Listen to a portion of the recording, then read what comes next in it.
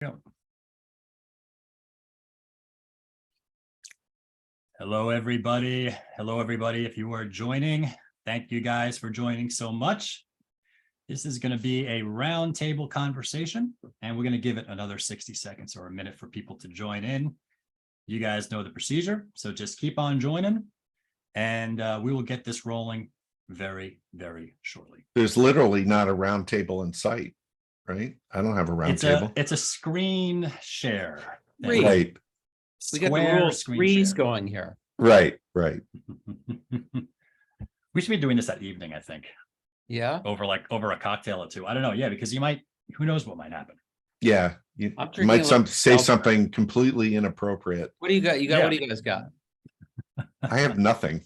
Nothing. Nothing. I'm drinking tea. and I I'm got- just look at that. Nice. I'm little just coffee and a counting salad. on my inner zen. There you go. Has Yes. it been working for you, Jonathan? The inner zen? It has. It has. Okay. Keeps me out of jail. I love it. All right, guys, thank you for joining. We're going to have people coming in here for the next 5 minutes, I imagine. We're up to almost 100 people. And this topic is going to be a roundtable discussion about housing analytics. Housing analytics, how the sausage is made. And I think we're going to get going. I don't want to penalize. Yeah, that's right. I don't want to penalize people for coming on time. And this is being recorded. So let's get right into it, guys. I love this group right here. We're going to start with some intros. First, we got the president and CEO of Miller Samuel, self-proclaimed master of the universe. I don't know about Right? that, oh, come on. Self-proclaimed. He knows what I'm talking about. I got recordings of this. Okay. The only data guru with hair. yes, this is true. Am I getting this right? You are. I mean, I don't know what he did different than us. I mean, you could see the effect it had on us. Got a Yes, quaff yes. up there. No gray hair, by the way. Yeah. So A little help from someone on that, a little just for someone. Well, I'm not going to go there. Okay. The one and only Jonathan Miller. Thank you so much for joining, Jonathan. Please take 30 seconds, Jonathan, and tell everybody what it is you do. sure. So I'm the co-founder and president, CEO of Miller Samuel, which is a real estate appraisal firm that covers the housing market in New York City Metro and certainly the Hamptons and Fairfield and Westchester. And then something that I've been doing since, I don't know, the mid 90s is an expanding market report series for Douglas Elliman. So I sort of see myself as a real estate appraiser / market analyst. Perfect. That's how we all view you too. Let's now move on to our second guest today. We got Kael Goodman. Kael Goodman. I love Kael. Love me some Kael. Not only healthy, but great for you in general, right? Good with I never stuff heard on the that side. joke before. Yeah, never. It runs Marketproof. If you haven't checked out Marketproof, check out Marketproof. It is new development data on steroids. He has so many tools. Amazing. So many tools. Kael, take 30 seconds. Yeah. Tell everyone what it is you do. Great to be here with you guys, of course, in the round table. Marketproof is basically, we're a software company. It's subscription based. Our first product was Marketproof New Development, which has been around now for a little over 2 years. It's a deep dive. It's a B2B tool. It's for people in the business. It's not really a consumer tool. And you can go to marketproof.com. You can subscribe to that. And then we have a new tool out in the market just last month called Marketproof Pipeline, which was something a lot of our customers asked us for. So we put our heads down, we made that, and that covers all of the kind of construction activity in New York City. What's coming up, who's behind it, what is it? And that spans across all asset categories, residential and commercial. That's my pitch. Yeah, thank you for sacrificing your blood, sweat, and tears. I know what it's like to do this corner of the market. I mean, if you're doing business in that sector, we don't have the data you have. You know what I'm saying? It takes a lot to do it. So props, good job. Go visit Kael and reach out to him. He'll help you. So that's important too. Yeah. Let's get started with the webinar. Yeah. Let's jump right in.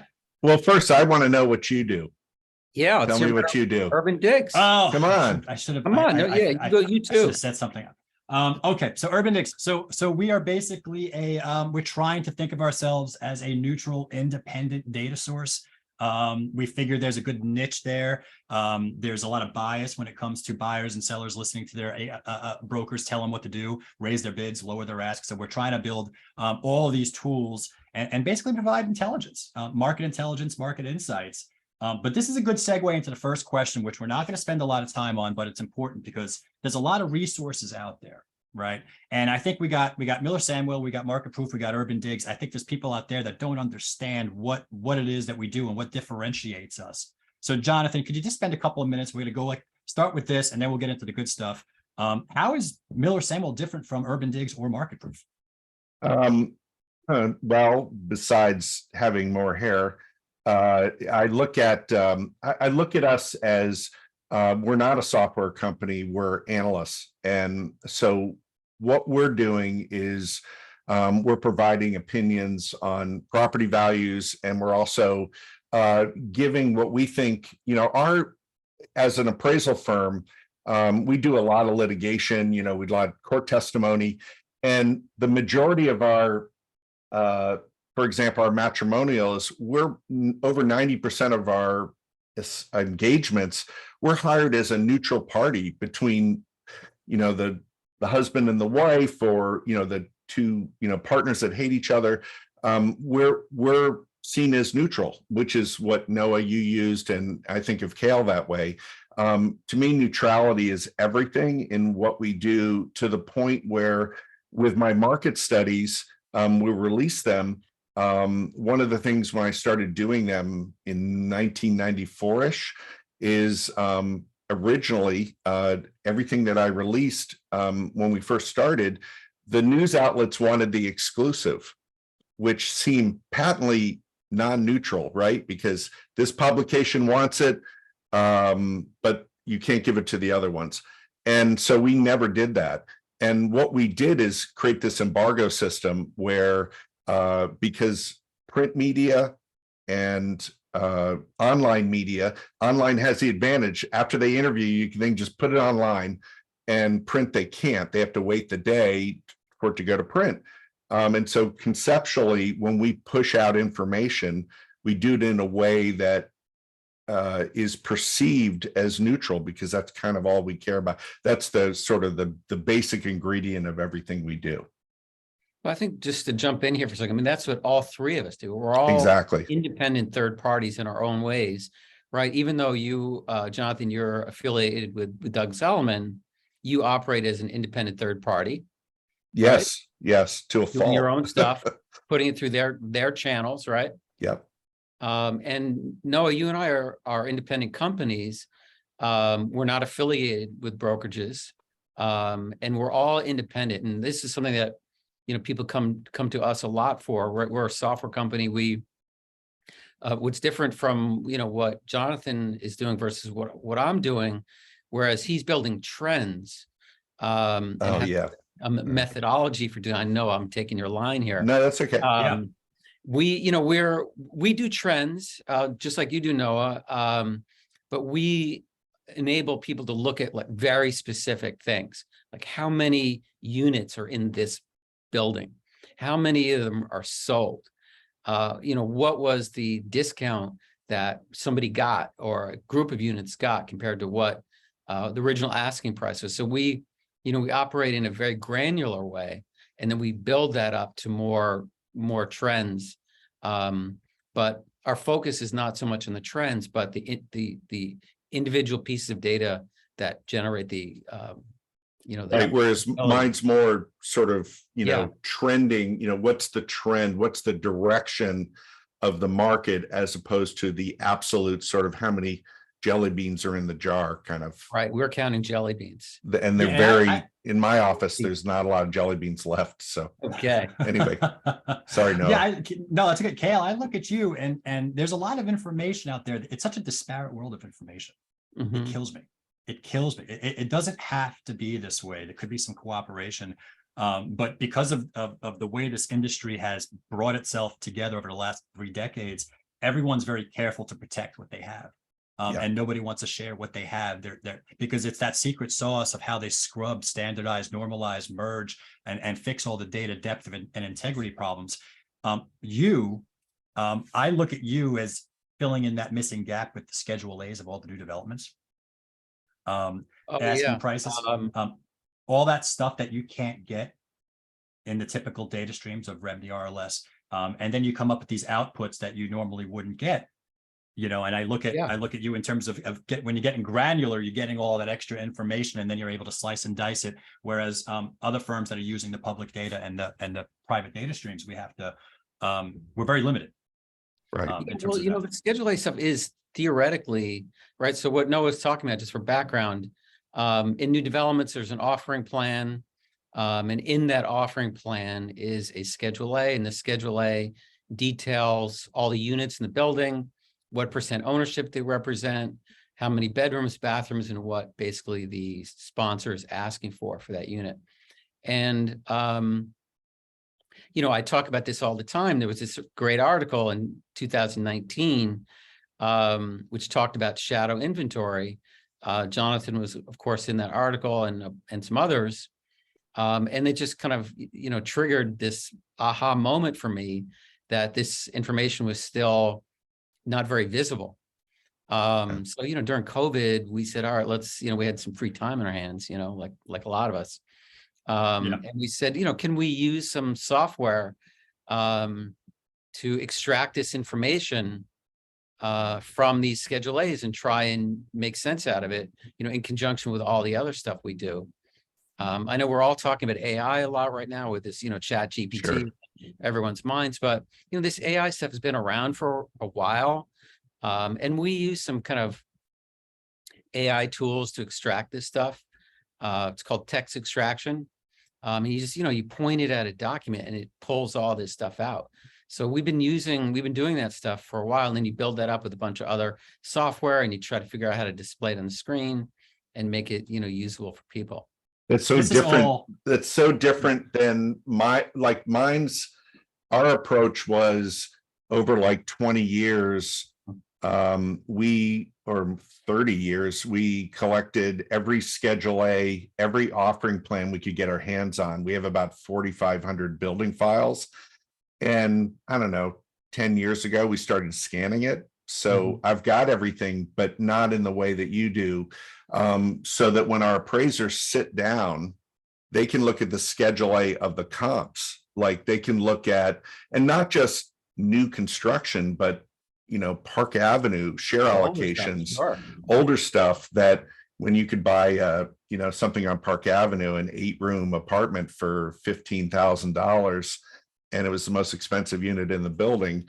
But just for context, because we do a lot of share allocations for co-ops, we praise a ton of hallway spaces for co-ops.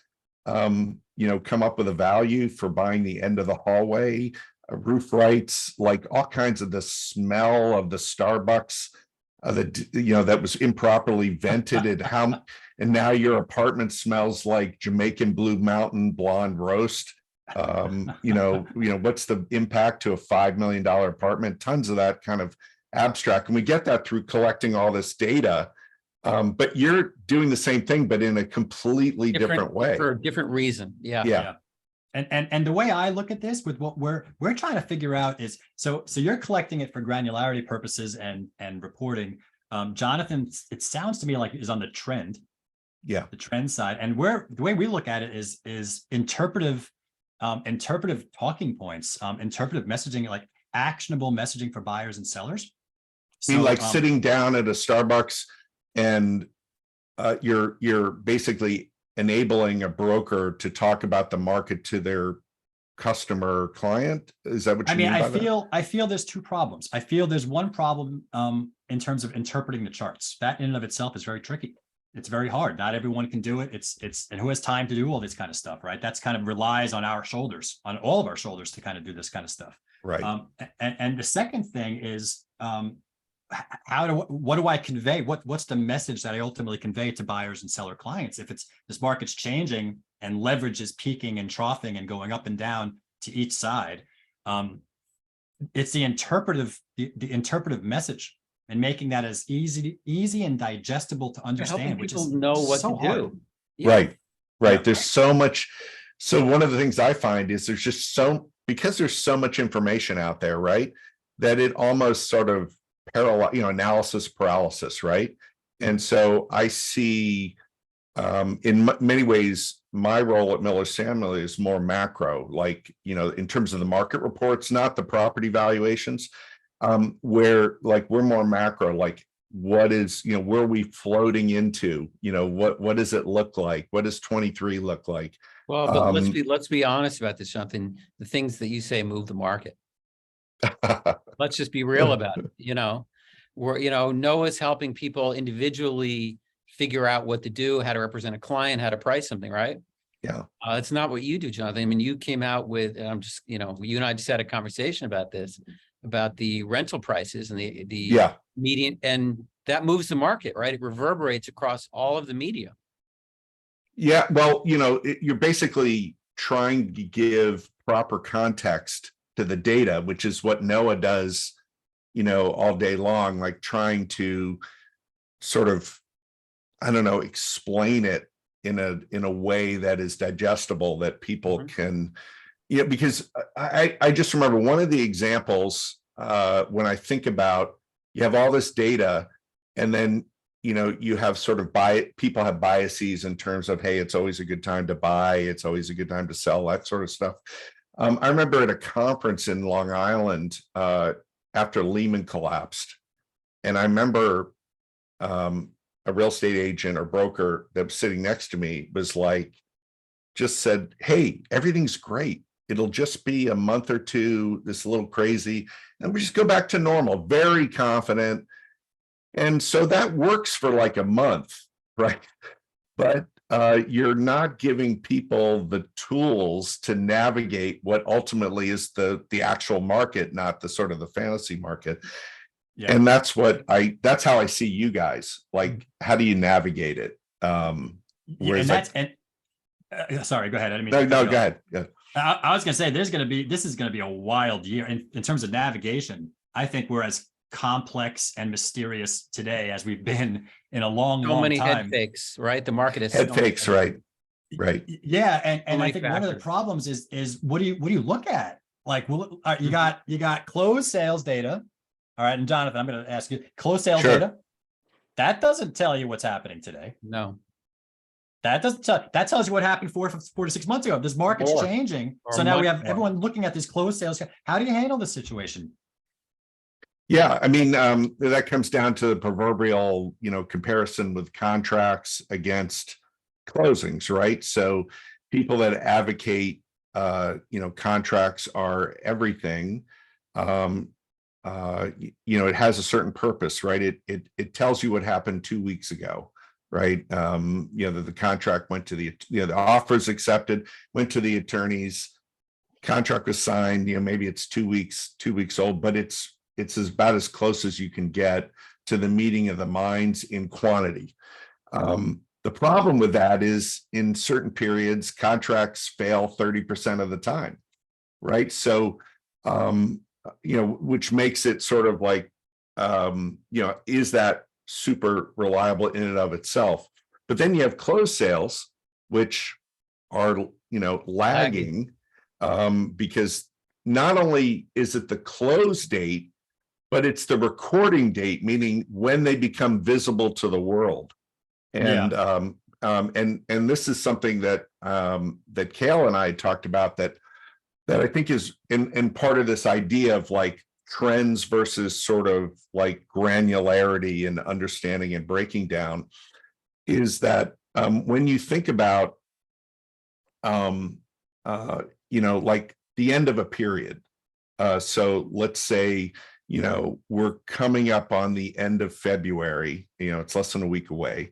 Q1. And so, so think about all the closings that occur in the last couple of days of February. They're not, and if you're reporting on, early in the next month on what just happened, right? A lot of that closing data is not recorded yet. So Yeah. it's going to be missed, and maybe you're only capturing 85% of the market. But what I Or can- significantly less potentially. It depends, right? It depends on how quick the city is, which, there are periods where they're, where they're way behind in recording, they're backed up, or The recording date is a measure of government efficiency. it is. And so, and then you have litigation, like, we've had, buildings, a building on the Years. 279 Central Park West. I remember, the closings occurred like, in public record, like several years after they actually closed, because litigation delayed the recording process, right? So you have all this stuff. And so one of the things that I've learned in my 3+ decades of doing this is public record sucks. Like as a, like it's seen as like hallowed ground. It's the be all to end all. But it basically sucks, and it's enabled you two and myself to, find niches in sort of, alternative. But the point I was making was that. Well, can I jump in on that? Yeah, sure. When you say that, are you talking about New York City and how Yes. complicated it is here? Oh, okay. Because in other markets, it's not so bad. No, I mean, I cover for Element their footprint over the US. It's over 40 housing markets and growing all the time. There are markets where the data is pristine. Right. I mean, it has all the hedonics, bedrooms, square footage, everything. And here it's very primitive. And yet we're like the financial capital of the world, like numbers and everything, but yet we're like 1950s, generally. Tremendous transparency over the years, last 20 years in terms of data, but the quality of the data, especially in the transactions, is horrific. Yeah. And we actually, in our reports, we actually use 2, 3, 4 sources to coordinate to get all, when we're using say a sale and appraisal, we use like 3, 4 data sources to sort of triangulate and determine what that sale is made of, short of just, talking to the broker.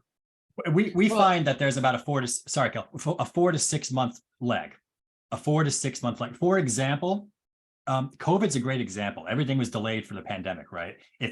We all know the bottom of the pandemic was sometime mid 2020, like whether it was May, June, July, somewhere around there was the bottom. Like that was the highest fear, barely any contract signed.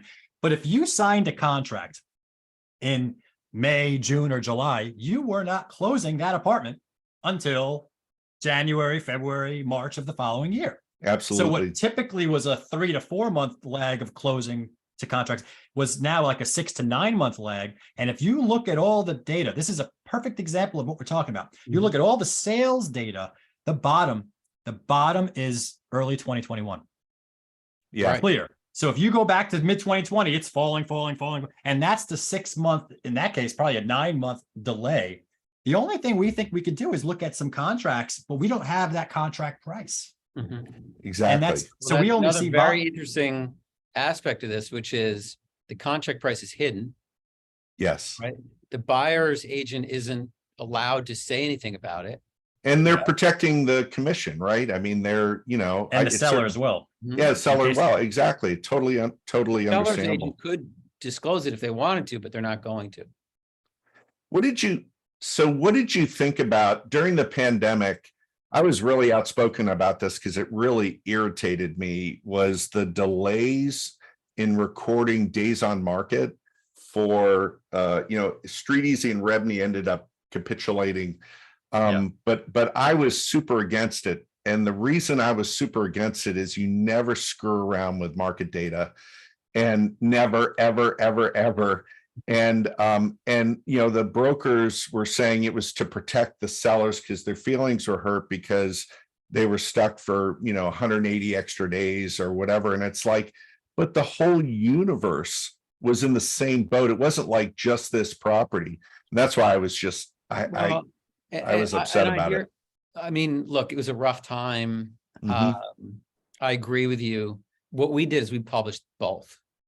Oh, okay. Right. Yeah, we tracked both as well. Yeah, Okay, this is the way we were asked to do it. This is what really happened. Here's both numbers you pick. gotcha. Um, Okay, can I just jump in there? that's very diplomatic. I like that. Very Well, I special didn't want to number. manipulate the numbers, but I understood. I You think were delivering, you were addressing an issue that was that's what they wanted, and we did it, and we're happy to do it. But good for you. we need consistent numbers, methodology over the years, right? Yep. Um, The couple- trend is your friend the trend is is what your is- friend. until it ends. So one of your audience members, Noah, Jill Libman, asked an interesting question. Like, I track condos. I don't track co-ops. And that was a very conscious choice because of the nature in which, condos exist versus co-ops. The way Yeah. the data works, right? How the ownership works. Yeah, Um, size And- data specifically. Yeah, square footage. Price per for square sure. foot is one of our look, everyone goes price Yeah. per square. It's the linear price. You don't want to look at median sale price, guys, for linear price action. You want to look at price per square foot. And that's, in the condo sector, we got that written down somewhere on a record. Right, Yeah, so I love what you just did. And I love the way you do this when you do your webinars where you take out your little tool, right? No, the John Madden's, the little pen. Right. Yeah. Yeah.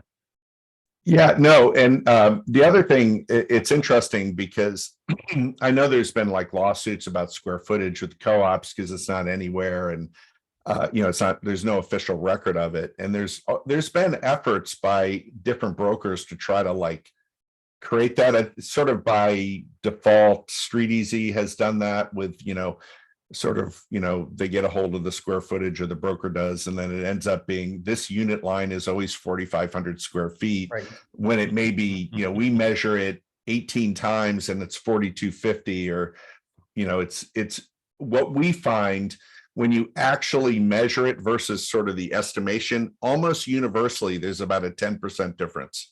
Right. It's 10% adjusted up than what it actually is from the get-go. Yeah. Yeah. Yeah. And apartments tend to have a very unique feature in Manhattan. They grow over time. I don't know if you knew that. Yes. They Yes. do. Yeah. Yeah, they expand. Yes, absolutely. The Empire State Building right now, I had a friend, or is a Chrysler Building. He literally is paying for square footage that's about 10 feet outside of his window. And that's and I think if I remember this correctly, the Chrysler Building has doubled in square footage, in leasable square footage, since it was built. Wow. I love Is it. that where the All lot right. line is? Is that what's going on there? It's called expansion, like Creative. let's round up. Natural Okay, rounding expansion. Send some questions in, guys. There's some questions. We'll get to the questions. We're gonna leave 10 minutes at the end of the questions. And we got a couple things. We're gonna go over some what we think about the market. Don't worry, we're gonna end with that. But Kael, I want to just answer. I want to ask one thing of you.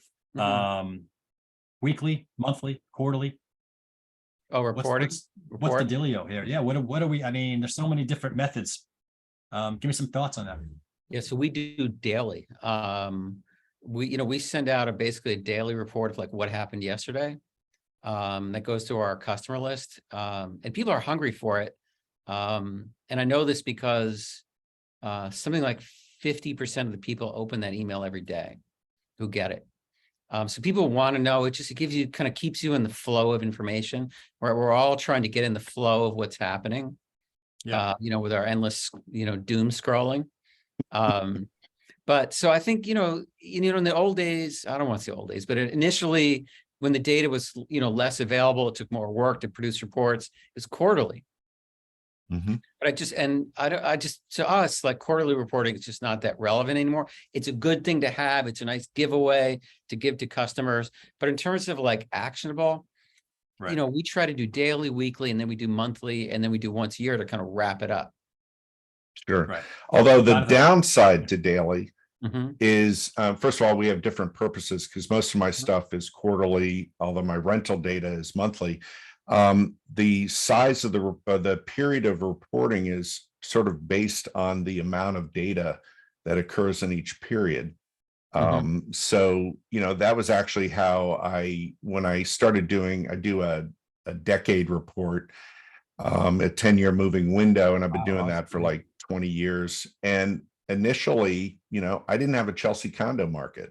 Why? Because there were like there were like 4 condos a quarter. now I do because there is. So the data size, I think Right. For trends, that's key. it If you don't have return enough data, the thing is a mess.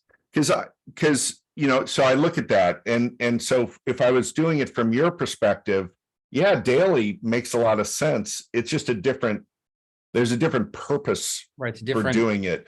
And I think that's how you determine, what kind of report you're doing. Like there's something to me, like when I see a report come out and it says, hey, new signed contracts over $4 million are up.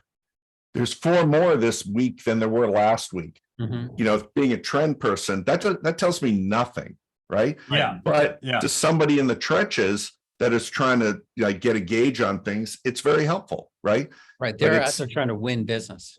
Yes, exactly. Create excitement, Yeah. some optimism or whatever. I And get you it. just know who did what, where. Right. It's Right. super Yeah, important. and that purpose is perfect. I think if you're analyzing data numbers, I think they might be a little noisy. I think I agree with Jonathan.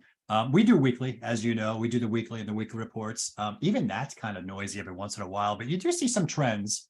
You definitely see some trends. You see some pickups. But it depends on what it is too. Like if you're Yeah, I looking know. at supply, right? If you're looking at supply or pending sales, you can look at that daily because that's a pool of listings. Yep. If it's closed sales, like you may want to go monthly in that. You may want to Yeah, go, well, if and it's even like, that might be a little volatile. Sales started here, right? You want to know that like the next day. Offering plan got accepted here. You want to know that because everyone's racing to Yeah, get in there's a there. timeline. Yeah, to be the Yeah. guy. Yeah. Be the person. So it depends on what you're trying to accomplish. Yeah. Yeah, and I think that there's a big need. I think there's a big I don't know how to explain this.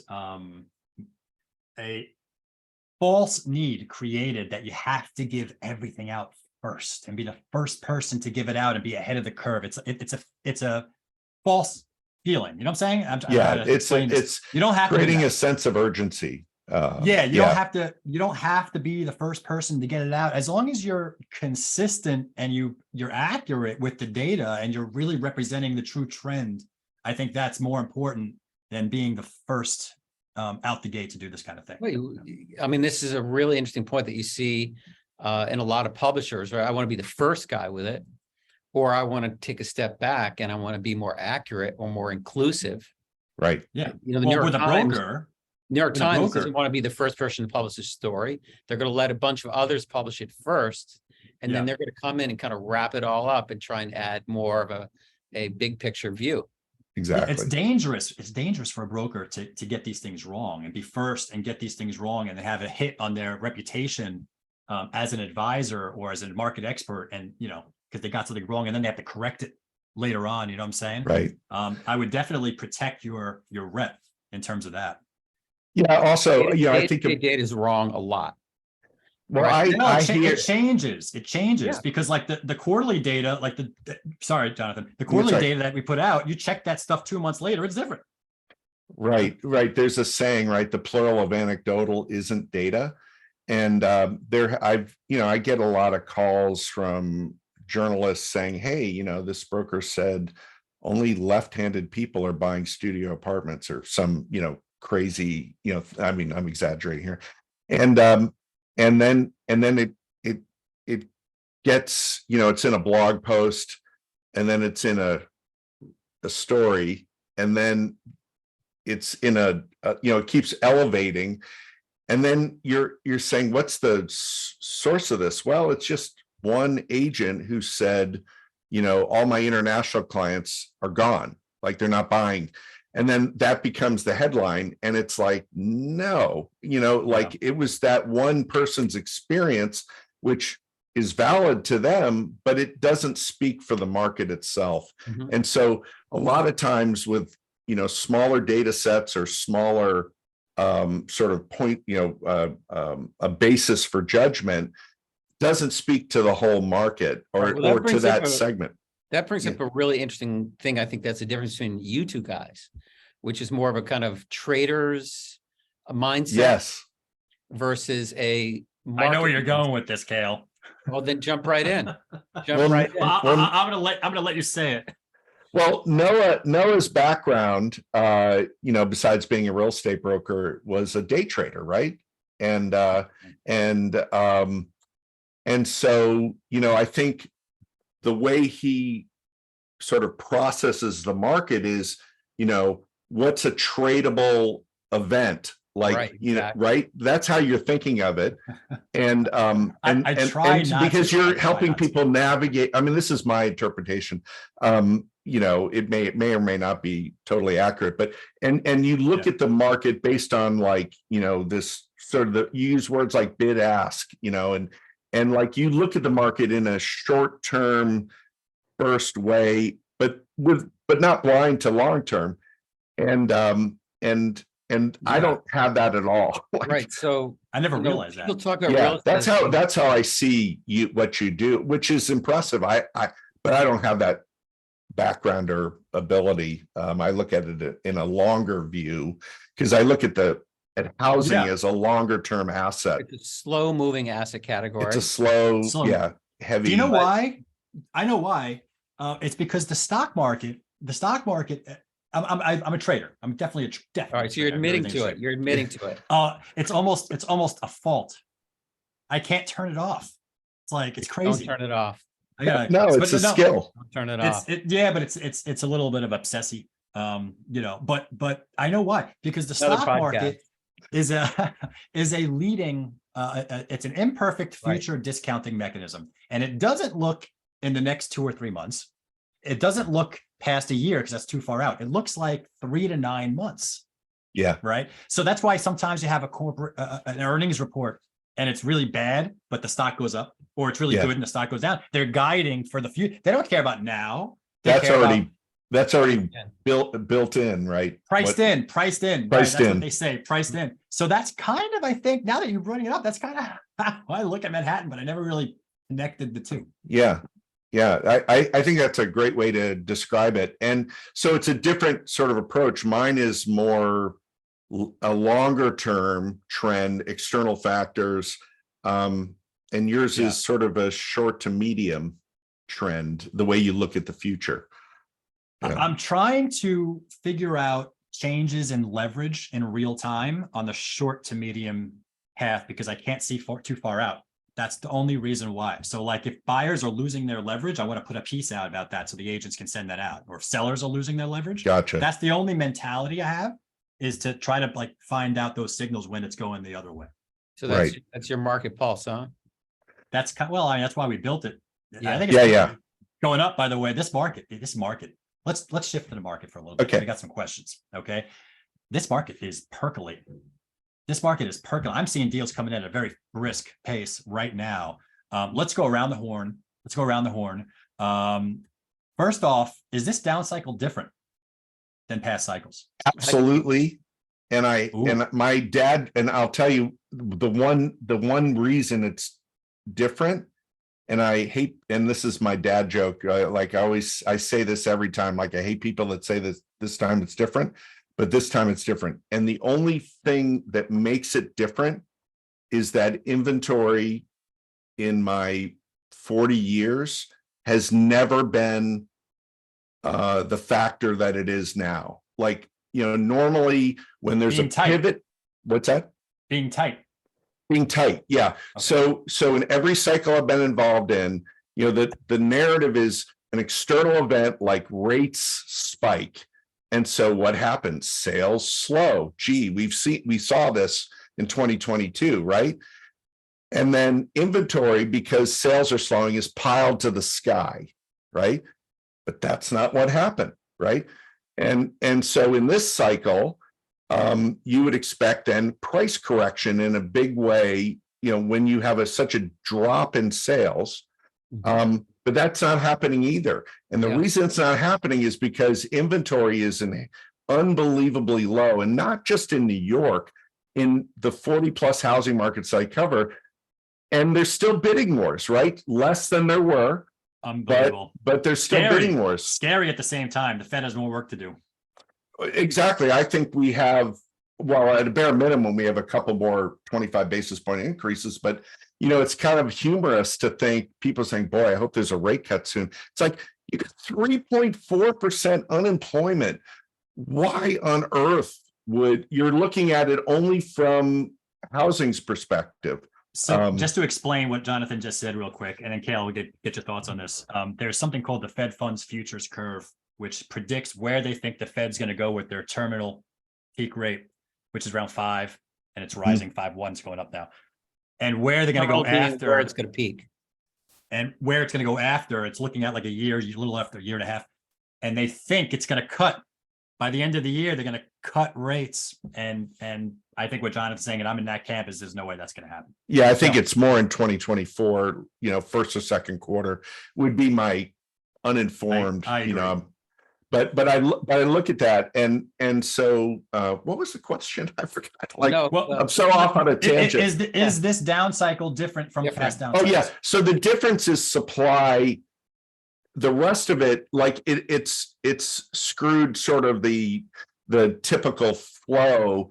And so as a result, we're not going to see a price correction. We're going to see single digit plus or minus, in terms of pricing as a wildly general statement. Unlike the Lehman moment where we saw 30% overnight and the agents are coming to me and saying, there's all these low ballers. They're all offering 30% below, last month. And I'm like, that's the new price. But we're not seeing that. And even with the inventory rising the way it has over the last year, it's still, 50. This is one other point I want to bring up before I finish. It's still significantly below pre-pandemic. And so this is my other point. I just was curious what you guys think about it. Is one of the observations I had starting in the summer of 22 is that the macro narrative about the housing market was wildly negative, like over the top negative, because we were seeing, year over year sales declines of 40, 50, 60%, depending on the market. And I felt like we're comparing against 21, which is a rocket ship. And we're saying, hey, but sales in 21 from 20 went up, I'm making it up 100% or whatever. And now it's down 40%. So I felt like the narrative needs to be, for proper context, not narrative, but for proper context, 21 was this wild anomaly in sort of historical sequence. And we need to be comparing against pre-pandemic for probably another quarter. Or so. We're coming to the end of that world because there's enough time that's passed to give proper context. Otherwise, you think that it's a dystopian hellscape and we're all going to die. Right. Well, let me jump in. So I totally agree. It's all a question of perspective. What we did in our market reports is we created a 2015 to 2019 benchmark. Right. That's the 4-year period before the pandemic. And so now what we're doing is we're comparing everything to that. And excellent. Right. And so I don't know how that fits with this kind of, trend. It doesn't, we're taking into account the kind of an anomalous nature of what happened.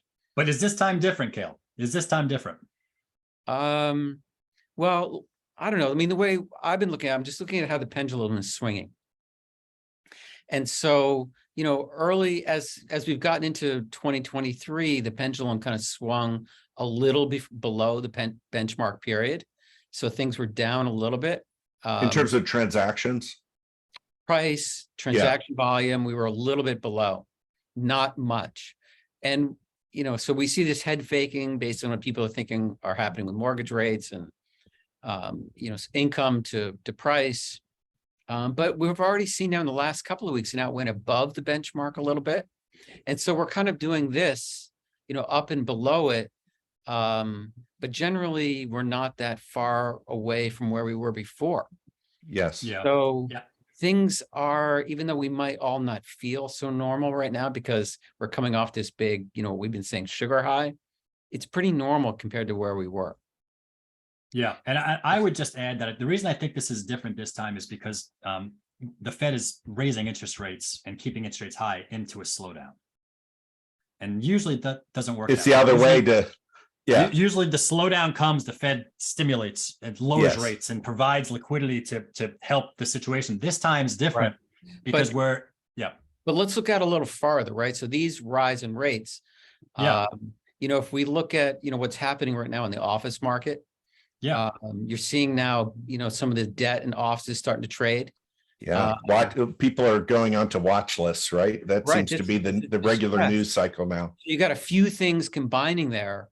You got, the whole, what's happening to that asset class, but then, are people going to the office?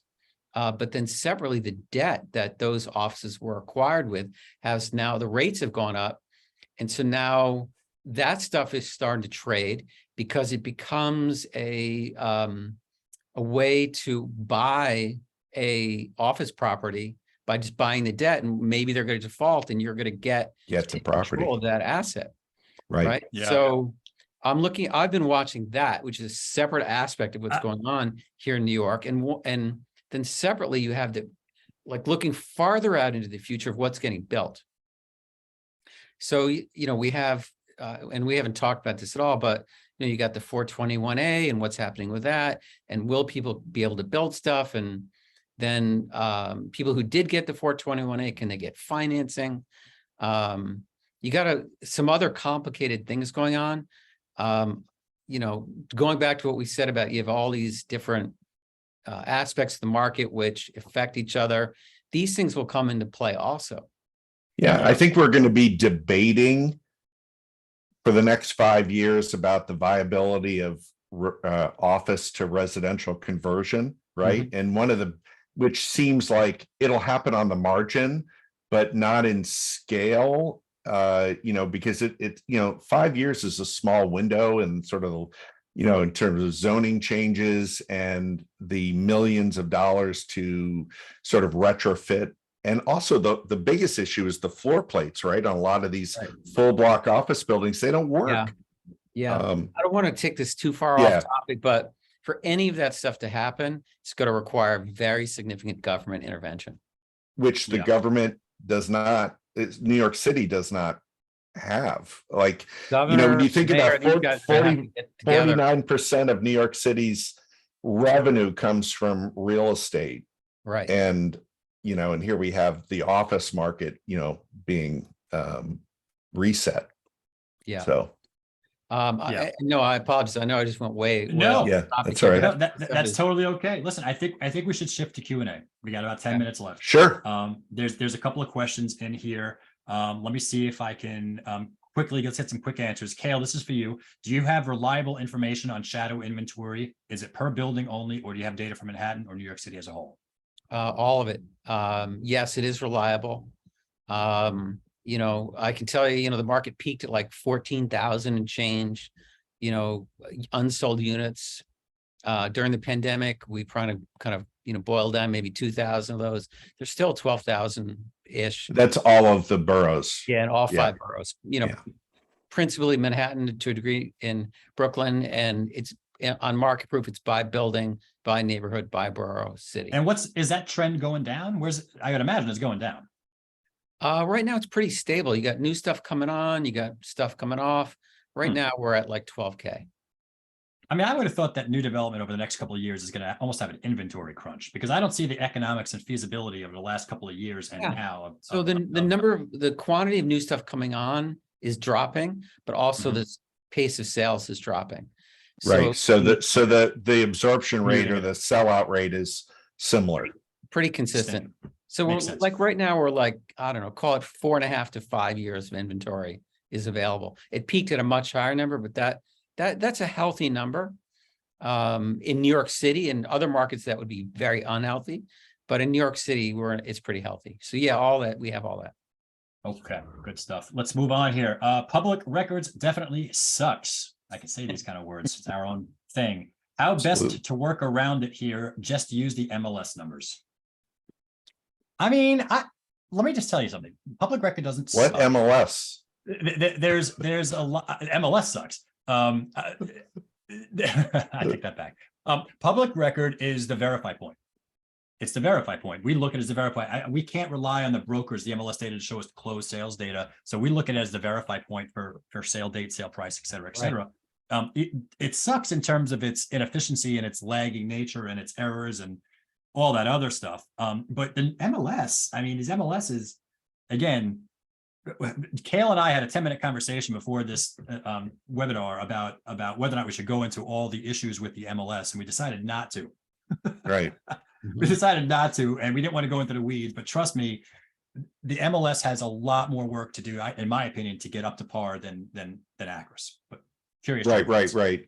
Well, what's interesting is around the US, the brokerage communities live and die by the MLS systems. Like, they are the lifeblood of the real estate community, and they are, for lack of a better description, they're, as I said before, they're pristine in comparison to what we have in New York.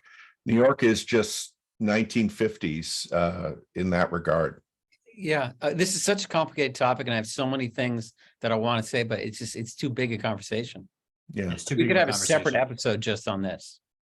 Yeah, and yeah, I don't even want to touch it. Okay, let's Let's go see if Move there's where's your data coming from? It sounds like for condos, it's Attorney General filings, but where else, particularly on rentals? I don't know who that's directed to, but I mean, I'll just Revenue RLS, MLS, Acris. There's other MLSs, I guess. Kael, I don't know. Are you getting it from public record? Our sponsor data filings?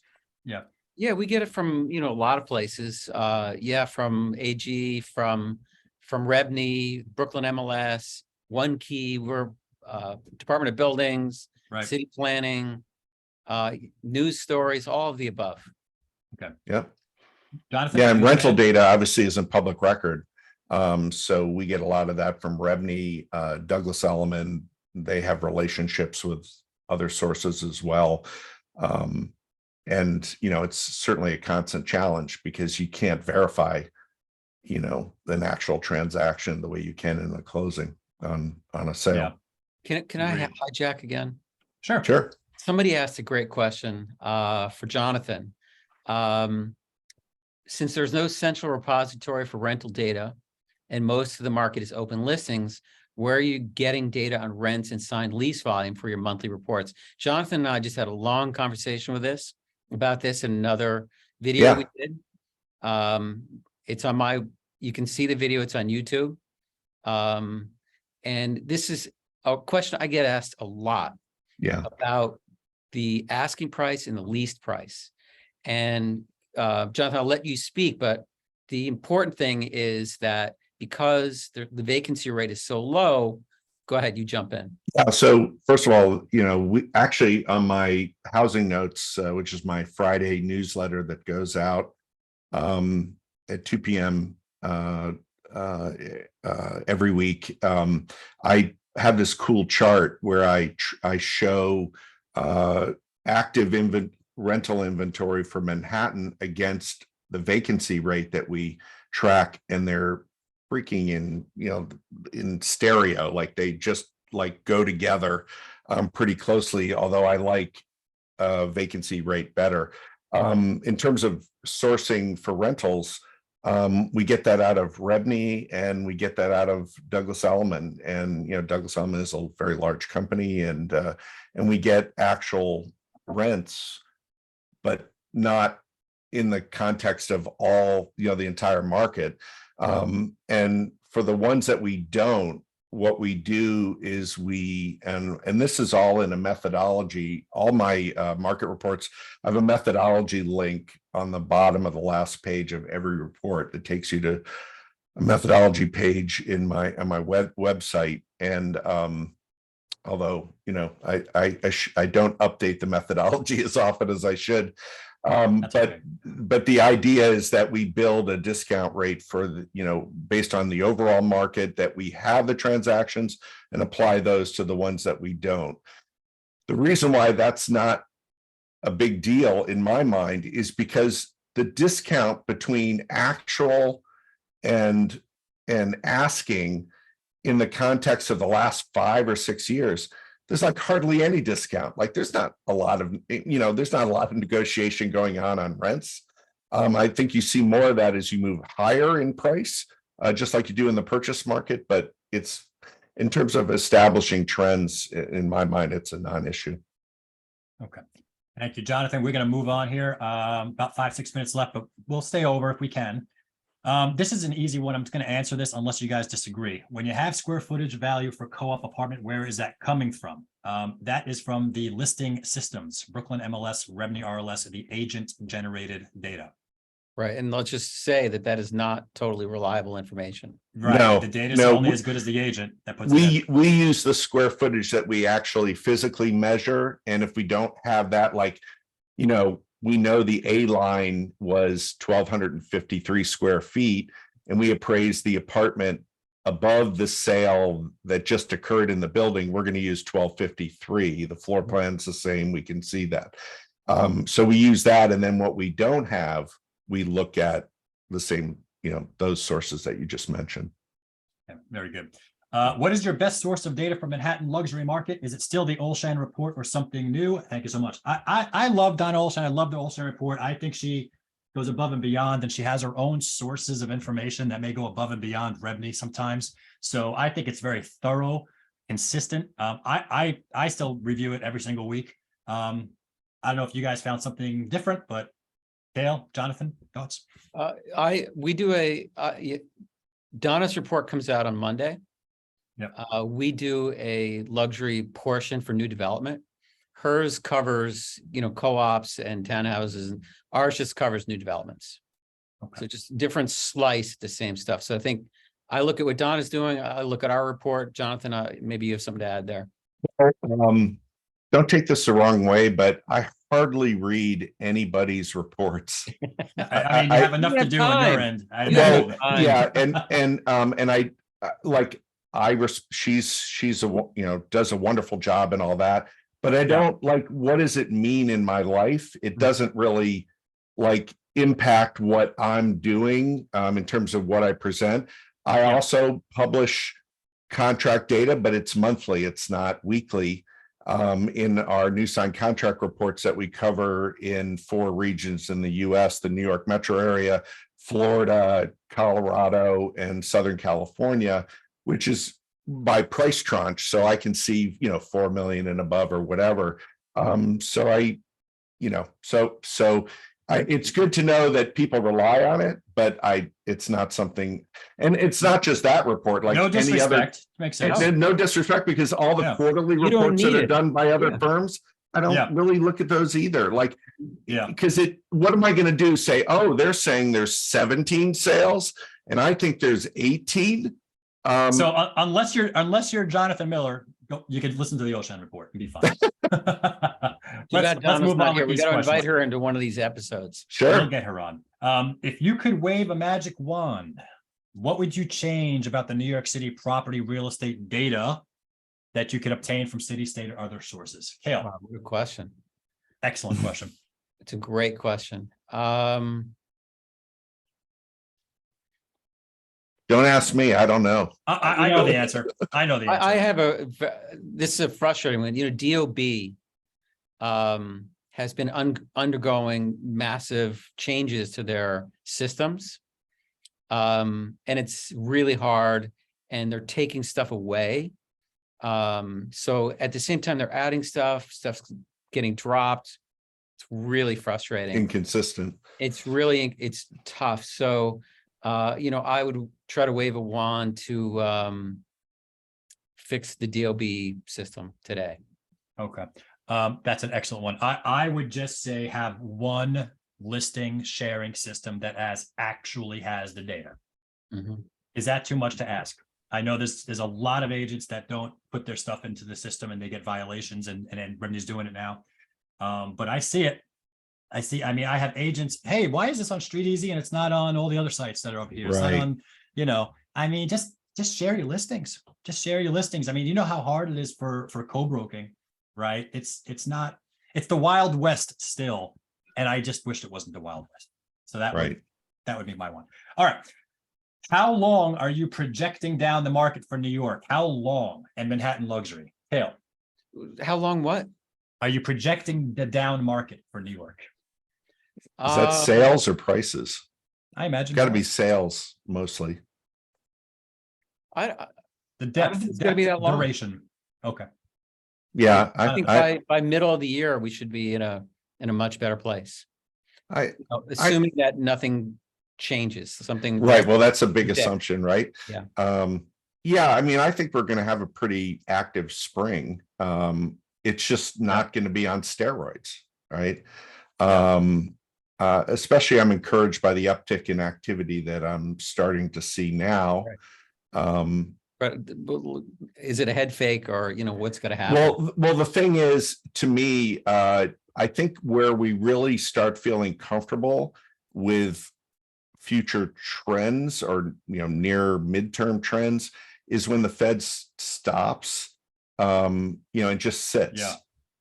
Because every quarter, we're introduced to another variable, another unknown, and it's hard to see this as like stable, right, until we stop seeing this.